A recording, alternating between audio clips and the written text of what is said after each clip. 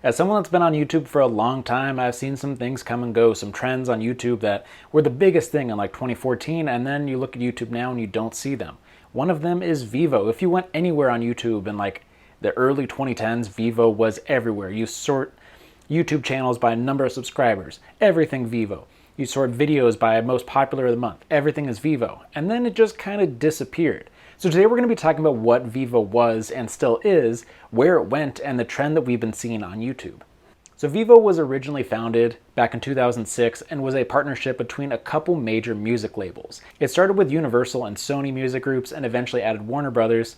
And as a result, these are the biggest music labels when you look at the amount of streams and listening, and it takes up around 70% of the music market. So these are some of the big hitters. All of the names that you'd recognize are pretty much signed to these labels. Vevo originally started as a hosting website. It was a website where these music groups are going to be posting music videos from their biggest artists. This is at a time where YouTube has not taken off yet, and they're trying to compete for these clicks. Vevo doesn't do as well as YouTube, obviously, so they start to pivot their strategy towards posting all of their music videos onto YouTube with the Vevo tag. So Vevo wasn't directly under the control of the artist, but it was attached to their label and had their name associated with it. So anytime you looked up a music video, it would be attached to the Justin Bieber Vevo account, the Taylor Swift Vevo account, and then the artist could have their own, official page that were different. And so the Vevo page is the one that had all of the music videos on it, but the official page was the one that have more personable stuff, the content that they actually wanted to make. But Vevo was the main hitters, and for most of the artists, these were the top performing channels out there. So where did they go? Because they went from being the biggest channels on YouTube to just kind of disappearing overnight.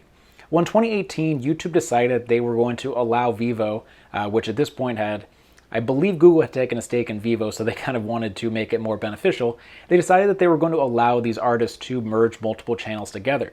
As I mentioned, you have the personal channel, a lot of them were called the official channel. And then you had the Vevo channel. The Vevo channels were significantly larger on average, but they wanted to put them all into the same platform to kind of simplify their brand and make it more accessible for people to find.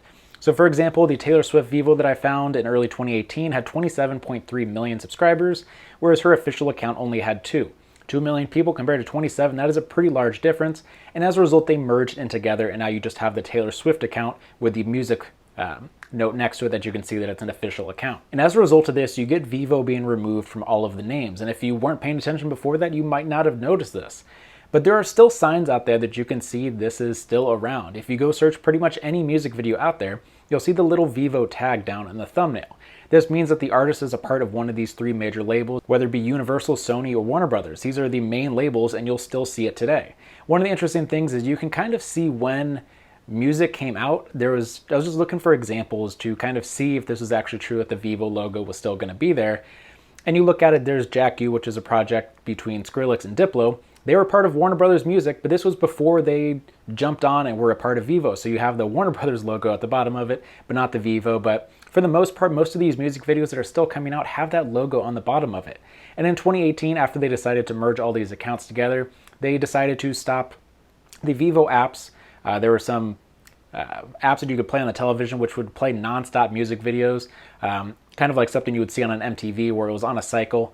They'd play once or twice per hour, and it was just automated content that would just go and go, and then they ended up closing their website back in 2018. So Vevo is still a part of what these major labels do, but now it's just kind of associated with the record label and artists themselves. So you have the Taylor Swift official account and the Vevo, which merged into one, and now you just have the Taylor Swift, the Justin Bieber, the Shawn Mendes's of the world with just one account. So Vevo was one of the largest players when it came to YouTube, when you're looking at numbers of subscribers and views, and then one day it just kind of disappeared, and I was very curious on what happened, so I dug some research into it. Turns out Vevo is still there.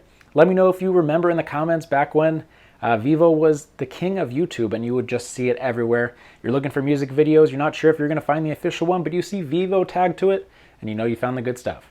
So let me know what you thought about this video. Let me know what topic you'd like me to do more research on in the future. Thanks for watching. My name is Andy. If you made it this far, be sure to hit the subscribe button, and there's going to be a video popping up on screen right now for more of my content. Thanks for watching. I'll see you in the next video.